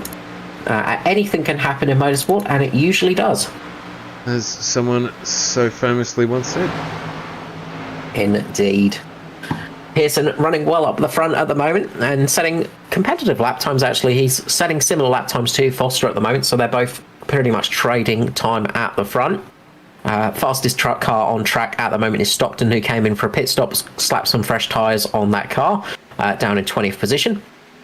So he's the fastest car out there at the moment, but he is a fair few laps down, so that will not help him out too much, but he's trying to catch up to Danny G at the moment, see if he can actually possibly get into the P19 position. So he's going to be trying for that one. He's actually just on the back of Andrew Dyson as well at the moment, so he's up with our leaders, so he may unlap himself. But as you said, that differential that you get for the new tyres against the old, so Damon Stockton 30.5, Neil Pearson last lap round at 30.9, so it's not massive, and those cooler track temperatures making sure that happens. We've got a caution. We have a caution. Oh, this is a big one. Danny G possibly involved in this one. Yeah, so Danny G has had a moment, a car in front of him. The 28 of Jaden Russell's gone up into the wall. Tank slapper. And collected the Jeff Gordon livery Danny G. So that is disastrous for Danny G as well, because he is in the chase too. We said Mitch Motorsport had all of their cars in the chase this season, but it's not the start they would have wanted. No, not at all. So it looks like Jaden Russell there just lost the back of the car, just couldn't quite grab it back, collected the wall, and at the same time when it spat him back out again, Danny G was the catcher, and unfortunately that's ended both of their races. Do you know who this does help, of course? Question for you, Stuart. Who takes right side only? I'm going with Michael Skurlock. Yeah, it's a very Skurly thing to do, isn't it? And you know what? It wouldn't surprise me if Hobbo did something like that as well. Just have a roll of the dice. So Foster probably not. But you know what? The tyres aren't that bad. We're just talking about the differential in lap time. So Foster might decide that it's worth the jump in the defend to just take it. So you keep an eye on Ed, and we'll have a look at Dyson on screen and Skurly on screen as they pull up into their pit boxes. Stop so important. Taking 2 sets. So it looks like... Yeah, Skurly's doing the same thing. Yeah, so looks like they are all taking all sets of tyres. So, yeah, looks like everybody's the full service. So everybody taking all the tyres that they can get their hands on. Their grubby little mitts on. They're just going to take all of those tyres because they want the freshest set to the end. No risks taken by any of them, which is probably for the best. This is really going to help out Justin Witcher, who was catching to Joshua Carroll-Walden. He had a lot of time to catch up to him, but now he's going to be starting right on the back of that group of 10 cars. Aidan Schultz has managed to get back on the lead lap with the lucky dog. So the Auxia Esports driver is going to be sort of back on the lead lap. He will be at the back of the pack, of course, but he will be on the lead lap. So if there's any big incidents at the front, this could be good news for him. So that early accident cost him a lot of positions and a lot of time and obviously a lot of damage. But the night is not over yet, and we've got a restart to come. We've got we've got less than a 12 lap dash, Stuart. This is going to be a bit spicy, I think. Andrew Dyson managed to jump Hamish Gallagher in pit lane as well. Just having a look back at the stop there, he just did it purely based on a quicker total pit time, so better in the entry than Hamish, a 52.47 total transit time, and grabbed himself a second and moved himself up into 3rd place. Yeah, I wonder if Gallagher might have just been getting a tiny bit of damage repaired or something like that with that one, but I think honestly that was more just Daiso just absolutely nailing the stop. He is very good with his marks and very good with his pit entry and exit. Tends to be pretty spot on with that, and that's gonna be useful to DPR because they're gonna have 2 cars on that low line now. So they're gonna have Pearson and Dyson on that low line. Foster is going to be on the outside. So there can be a bit of teamwork involved in that one. Foster has really got to nail this start, otherwise he could see himself losing a couple of positions. Yeah, well, he's got Gallagher behind him and Hobbo's behind Gallagher, so who do you pick from here, Carl? 10 laps to go. Say 10 laps to go when we go green. Who's your money on if we stay green to the end? I've got to say, Pearson has been driving fantastically tonight, and I think he is going to have he's got an advantage with the teammate up there. He's got the teammate advantage, and I think that's going to help him out. Yeah, I'm not really sure. I'd love to see Skirley just round the outside, run it all the way through to the end. But it just hasn't quite had it there. But remember as well, Foster started in 11th position, so second place, albeit he'd always want the win as any driver would. It's not going to be a bad outcome for him when he probably would have thought at the start of the night that potentially he wasn't going to get there. So we're about to go green. I'll get this one underway for the run to the finish. 12 to go, it'll be 11 to go as we get back across the start. Oh, Foster's had a terrible start! Foster's around. Foster's had a big spin, taking out Gallagher and Skurlock there. Big mistake for Foster. Caution is out. The caution flag is flying. That was disastrous for Foster. Now that happened before the start-finish line. So what does that mean for positions? I'll have to wait for things to sort themselves out for me. So yeah, I think Foster might have missed a gear change there, or just overdone it. So he just absolutely got the wheels spinning. So watch this from Foster. Gets those wheels spinning, and then all of a sudden there's nothing he can do. So just a bit too much power on the exit there. Up into the wall. Gallagher gets caught heavily. Skirley almost makes it through. Tries to creep through, and then Foster goes into his side. Big impact on Skurlock's car there, but he probably got the least out of it. So it's not the end of the world for Skurlock. That is not what he wants. Oh. Foster then getting tagged as well by the 24. So yeah, unfortunately getting tagged by Danny G. Unfortunately, Danny G had nowhere to go. So yeah, that was a disaster there. Yeah, he obviously will not be happy about that at all. Just one of those things. We did say there'd be 10 to go when we went green again, but we probably didn't mean it in this way. Well, what did you say at the start of the broadcast, Stuart? It's cautions breeding cautions, and that's a prime example of it. That restart really, really caught them out, and Foster coming into pit lane just to get a bit of repairs done, maybe. So he's going to get a quick repair done and get back out on the track to try and get back to the group. Because he'll have used up all his sets of tyres as well, so he won't have any tyres left to use for the night. But he'll probably just get a quick repair done and then skip it back out on track with a little bit less damage and end up sort of at the back of the lead group. So yeah, that was not what you want to have happen there, and it's one of those moments that you feel sick to the bottom of your stomach when it happens as well. It's such a horrible feeling when you lose the car at the front of the field like that, and you take out a group of cars, especially a group of cars that are fast and strong. You really, really feel bad about it. Hamish Gallagher as well coming into pit lane to do the same, so he's going to get some repairs done before the restart.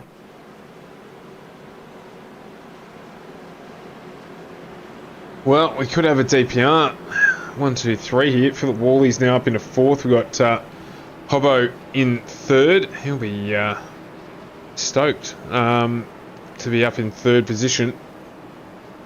So I think Jason Martin's going to be a bit surprised up in 5th at the moment. Yep. I think he felt like his night was pretty much over and done with. Watch out for Justin Witcher. I was about to say that man we've been speaking about all night. Justin Witcher is up into 7th. His car is extremely clean as well. There does not look to be a dent on it. So that thing is looking extremely good.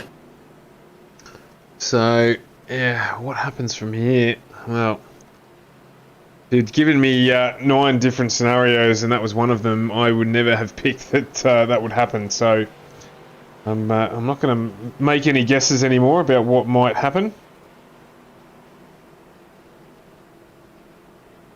Yeah, this is it now. It's we won't make any guesses because only the worst could possibly happen. We don't want to put the old commentator's curse on anybody right now. That was just that's just one of those racing moments, unfortunately. And just gets caught out, and it can happen to the very best in the field. We just saw that happen to Foster. It's a real unfortunate thing, but fresh tyres, of course, they would be a little bit cooler, and that might have just been the thing that caught him out there, because just on those slightly cooler tyres, it is easy to get caught out on. He was really trying to keep an eye on Pearson, trying to time that start perfectly, and yeah, it just did not work out for him. DPR now have both the front rows of the start, with Philip Worley up on the high side. So I imagine there'll be a bit of teamwork going on there for those lads, as the pace car will be peeling in shortly. Brenton Hobson doing a fantastic job once again, up there in third position. Pearson just trying to get a little bit of tyre temperature in there, just getting a few revs on there as well. Just trying to get those rear tyres up to temperature. I'm just listening to those cars, and they're just blipping a little bit. So both him and Dyson are both just trying to get tyre temperature up, and sounds like they're dragging the brakes a little bit too to get some residual heat in there too. So I think that accident just opened up everybody's eyes. So we will see how this one goes. Yeah, I did hear them doing that actually as well when we were riding on the lid of Andrew Dyson. As we get back underway here, and it's a good start from DPR, as you'd expect. They just move quite neatly into the front three positions, and that will certainly help them out. That's it. Timed to perfection. They're getting that job done. Brenton Hobson tried his best to battle it on, couldn't quite make it work. Jason Martin now putting pressure on Hobbo. Scully just behind him. Scully trying to get underneath Martin. There's a little bit of contact between the two. Martin's going to hold position, but Scully is really trying for that position. This is going to give JCW a chance for the charge. Neil Pearson is the current leader, though, just ahead of Andrew Dyson, Philip Worley, Brenton Hobson trying to make a move on Worley right now, putting the pressure on the purple DPR car.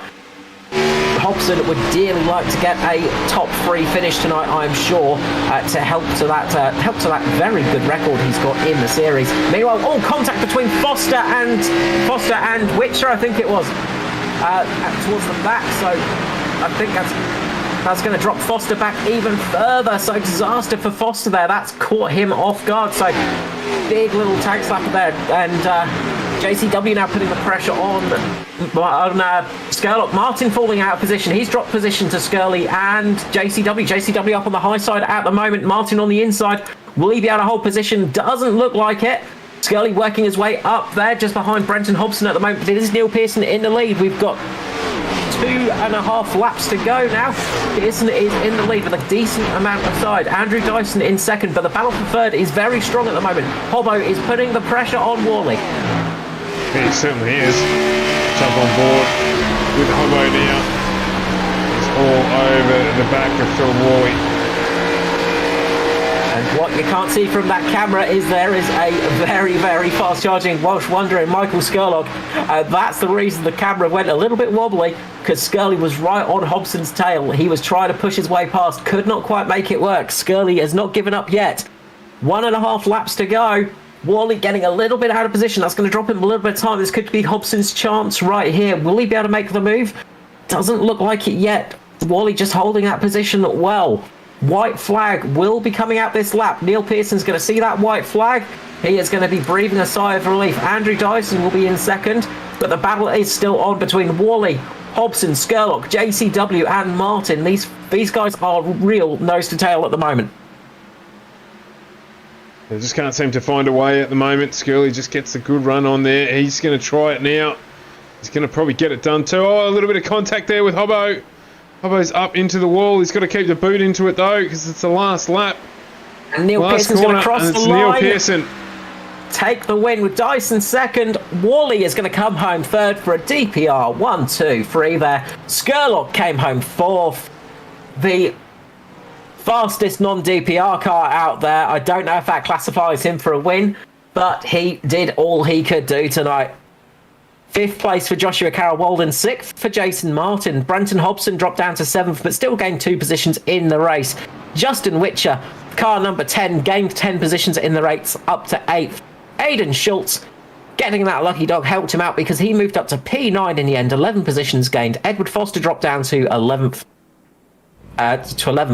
Hamish Gallagher finished in 10th at the end of that race. Well, if the rest of the chase is going to be like that to finish, there is a ton to look forward to. There's no question about that whatsoever. So, Pearson really dominated the race for a majority of the night. So, at the end of the day, the win deserved. Pole position, fastest lap, and the win. He has done it all tonight, Neil Pearson. Most laps led as well, so he's really put the wrapper on the baby, so to speak, and he's carried it all the bundle all the way home. A dominating race, you can say, for Pearson, and you got to say, DPR looking strong there. That's also incredibly good news for Andrew Dyson, of course. Dyso in the chase too, so that is fantastic result for himself. Michael Skurlock up there as well. So Skurlock is the third highest finisher in the chase, just with Jason Martin in fourth. Then we go to Gallagher in fifth, Foster in sixth, Matty Raymond in seventh. Eighth, we have Danny G. Ninth is Josh Micklemore.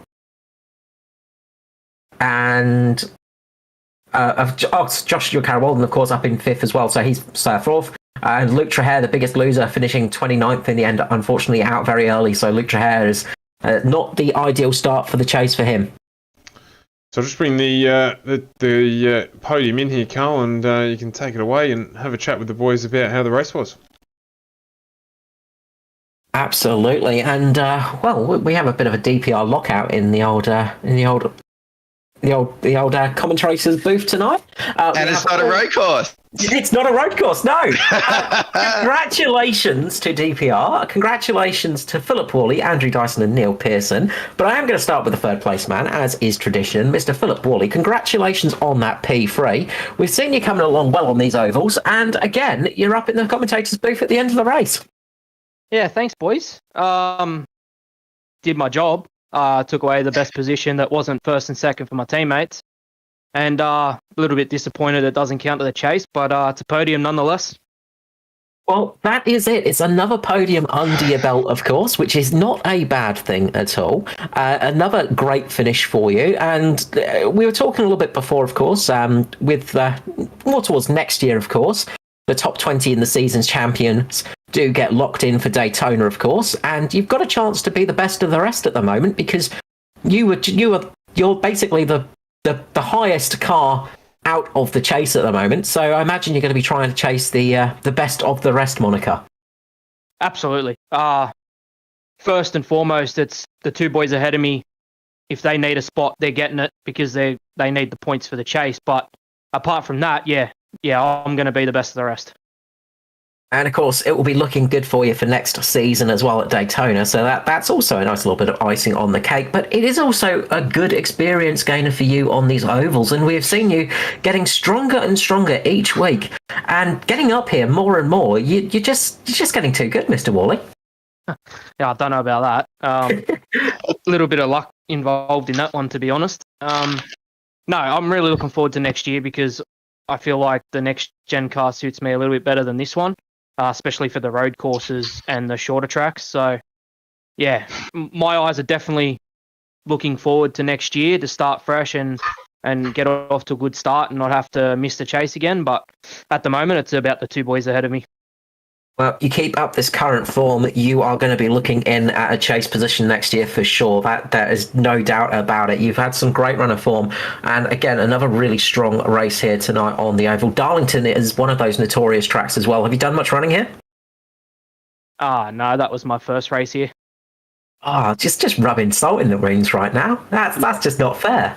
He does that. Yeah. Oh, yeah, just my first race at Darlington. I finished third. It wasn't anything special. No, that is a great result, mate. Look, Darlington, the track that is too tough to tame, and you pretty much tamed it perfectly tonight, getting that third position. I'm going to skip over the corporate sponsors, of course, but anyone you'd like to shout out just in general?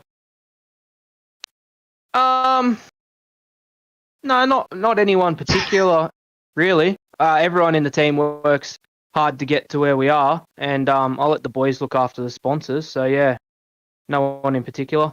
maybe you boys for doing the broadcast. That's always epic. You're always welcome for that, and we always love getting feedback on that and told we do a good job. So absolutely, you're welcome back in the booth. So make sure to get another podium or a win. I'll be going for it. Now, congratulations on that top 3 finish, mate. Well done. Really strong race from yourself there. Next up, we will head to second place man in the race and chase contender, Andrew Dyson. Mr. Dyson, congratulations on getting into the chase, first of all, and congratulations on the P2 here at Darlington. Thank you, man. Thanks for both those things. Yeah, it's good to be back, actually. It's been a while since I've been in the booth, so thanks for having me back again.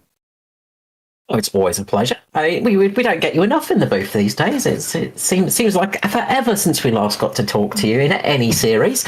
But another strong night tonight, and again, on the oval things, you're getting stronger and stronger. Oh, we all are, I think, and so is everybody else out there as well. It's not just us. I mean, this league is getting more and more competitive all the time, so that's great fun. So I've got to ask as well, were you playing a little bit of tail gunner to Mr. Pearson, or were you racing for that win tonight? Well, when I was behind him, it was tail gunner. When I wasn't, I was trying to have a go.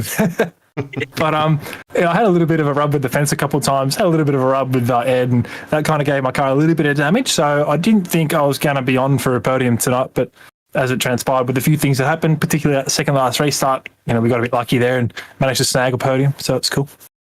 Yeah, I imagine that second last restart, it would have been a little bit of a brown alert, especially for Mr. Worley a little bit further back in that pack. But hey, it's never fun when you see a car going sideways at the start of a field. Yeah, it was pretty hairy because I could just hear this thing next to me that's revving up to the RPM. It was like 9,500 RPM, and I'm just thinking I'm going to cop it in the rear here. Oh my goodness, but yeah, luckily I got away with it. But it was a real shame, we didn't want to see all the guys go 150 laps and just have it to end that way. So it was a bit of a shame, a bit of an anticlimax to the end of the race, I guess. But there's a few more races to go yet, so anything can happen. Absolutely, but you were pretty much second on pace as well. You've been running up there pretty much all night. Of course, qualified in third place. So it definitely, again, a strong performance from yourself. Are you finding these sort of mid tracks to be suiting you quite well now? Well, I've always enjoyed this track. Probably should have done a little bit better here last time we were here earlier in the season. So I guess I kind of expected to at least be up there and get a good result. But I enjoy all the shorter tracks, 100%. Congratulations on the P2, Andrew Dyson for DPR, and of course in the chase this is going to help you out immensely. Yeah, 100%. Looking forward to the next few races. Should be a heap of fun. And thanks to you guys for putting on the broadcast. Thanks to all the guys at ANZCAR, and thanks to all the boys in the team tonight. Thank you so much, Andrew Dyson there. Next up, we will head to the race winner, the pole sitter, the fastest lap owner, and the most laps led, Neil Pearson. You kind of did it all tonight. I did. Yeah, I'm pretty happy with my result in the end. Yeah. You can't do much better than that, really, can you? No, you can't, but it wasn't as easy. I really struggled with the car in the first couple of stints. I just couldn't get the balance right with my line, and that's when Hamish was able to get past me towards the end of the second one. I was just too loose there. And in the first stint, I just absolutely killed the right front. I'm going to put it down to I ran an open set race here on Saturday night, and I was running those lines. But I eventually came good, thankfully, in the last stint, and was managed to, just able to keep it under me, and it felt really good at the end. Yeah, I was going to say, it did look a little bit of a handful in the early stages for you because we did notice on the stream that you were struggling a little bit, just getting a few of the old Darlington stripes on there as well. That explains a lot of it to us already, so I don't even need to ask a question now. Yeah. That first off, I think I had the front down to about 41%. So I was like, ooh, and Daiso was saying his is at like 70. So I'm like, ooh, something's not good here. So luckily I was able to rectify it a little bit, well, a lot. And yeah, it came good to me at the end. No, look, a fantastic drive, a really strong performance. And, well, you started off strong with the season openers, of course. You've had a very strong season all in all. 4th win of the year for yourself. And, of course, first win in the chase as well. How are you feeling for the rest of this chase now coming up? I mean, you must be feeling pretty happy going into it, getting such a dominating performance? I'm pretty happy with this race. Hamish, I think, had the pace on me, but for some reason he had a brain fade. I don't know why he did what he did, but he did, and it cost him some stuff. But yeah, I think there's some tracks coming up that really suit me. There's one or two that don't, that I'm going to struggle with, but all I can do is just go out and do the best that I can and just see how it goes, you know? Not a problem. Look, I'm sure we will have you back in the booth very shortly. Congratulations on tonight. And if you could go through your sponsors for tonight, being that it's a DPR 123, we didn't want to have to get you guys repeating yourselves too much. So let loose, Mr. Pearson. Give those sponsors a great shout out. They deserve it tonight. Well, first off, I'd just like to thank ANZCAR guys for running this series all year long. You know, we're getting into the last third of the series, so it's coming down to the wire. FGME cast for the great broadcast. Can't wait to go watch it. And then we get into simrigs.com, Southwell Lifts and Hoist, Benmax Mechanical, BetSmart Racing Services, Alcoholder, Phoenix Smokers, and NP Designs. And last but not least, just the boys, you know, just for, just having fun and doing everything we can to try to be competitive. And, you know, it's our first top 3 lockout that's not a road course. And it feels pretty good to do that. You know, I think we're all pretty happy. So, yeah, big congratulations. Few teams have actually managed the top 3 lockout. And as you say, you've been very strong on the road courses. A little bit unsurprisingly, you're a self-confessed road course specialist, but you have really got it together on the ovals now, and that is a dangerous thing for everybody else because you are really going to take it to them. Congratulations to all 3 of you, and I'm sure we'll catch you back in the booth soon. Yeah, hopefully see you next week. Thanks, guys. Well, Stuart, Darlington is done. We are heading off to Richmond next, of course. So, slightly different raceway, slightly different track. What do we think we're going to see from the chase this year? Well, hopefully more of what we saw tonight, to be brutally honest. I mean, what a great finish. Obviously, there'll be a couple who will be frustrated with how things went for them tonight, but I mean, that just opens things up for the rest of the series. The DPR guys have laid down the challenge, and it's clear and in plain view what everyone needs to do. Very much so, and this does open things up for the chase a little bit as well. So those guys that didn't have the night that they were expecting, it's going to shake things up a little bit. And some of the usual contenders, you know, people like Josh Mickelmore, they're going to be a little bit disappointed. And of course, Luke Traher, it's going to be frustrating, but it's not over. This is just the first round, and there are still 9 more races to go in the chase. So it is by no means over and done with yet, but this is the perfect start for Neil Pearson and Andrew Dyson. Well, I can't remember a broadcast that we've done, Carl, where I've mentioned Josh Micklemore's name any less than tonight in the entire nearly year and a half that I've been streaming ANZCAR. So it was certainly an unusual one, and you got to make bank when you can with talent like that having an off night, and even with Foster there at the end and Traher as well. It helps out. Even people like Matty Ray finding it difficult tonight. So, there's the usual suspects that we see at that tail end of the race just weren't there. So there's plenty of opportunity for everyone else to get up and get involved. And it just shows you, as Daiso said, just how competitive it is when you're talking about those guys being out, letting the talents like Jason Martin and people get up towards the front of the field as well. There's lots to come. Lots and lots to come from the chase. We've got 9 races to go, it's going to be interesting to see how it plays out. Yeah, very much looking forward to that one. We will hopefully be having the interviews as well. We'll be doing those throughout the season, so we hope you look forward to more of those coming. We had to cut this one a little bit short because we mistimed it, but the rest of that interview will be played out next week. I'm pretty sure we'll get everything sorted out for that one, but we will be going through the chase contenders one by one and letting you guys know a little bit more about them as well. So we hope you enjoy that. Would like any feedback, just let me know, because I'm always up for that kind of thing. But as always, a big thank you to everybody that joined us tonight. And if you could give a little bit of a like and a subscribe and a follow and all those kind of things that everybody says on every single stream and YouTube channel, it does help an enormous amount because it helps the algorithm, it helps us reach more people, and the more people we reach, the more people that get to see this and the more people that get to enjoy it. So a big thank you to you guys for coming to watch us. Absolutely, and as always, we'll be back on Monday night. This ends our week, our first full week back. I can tell you what, I'm feeling it.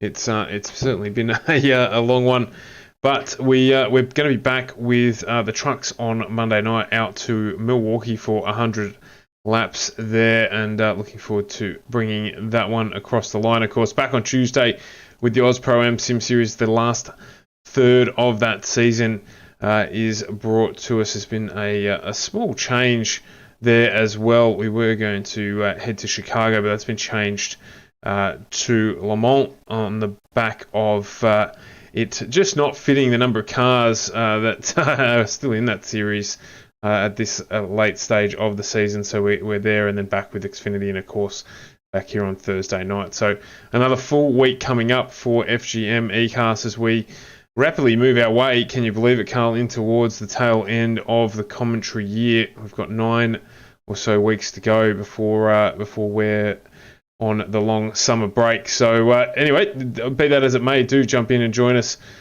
for that, and we will be back here on Monday night to bring you all things pace related on FGM eCast, your e-place for pace. And to those who join us tonight, thank you very much, and we will catch you then.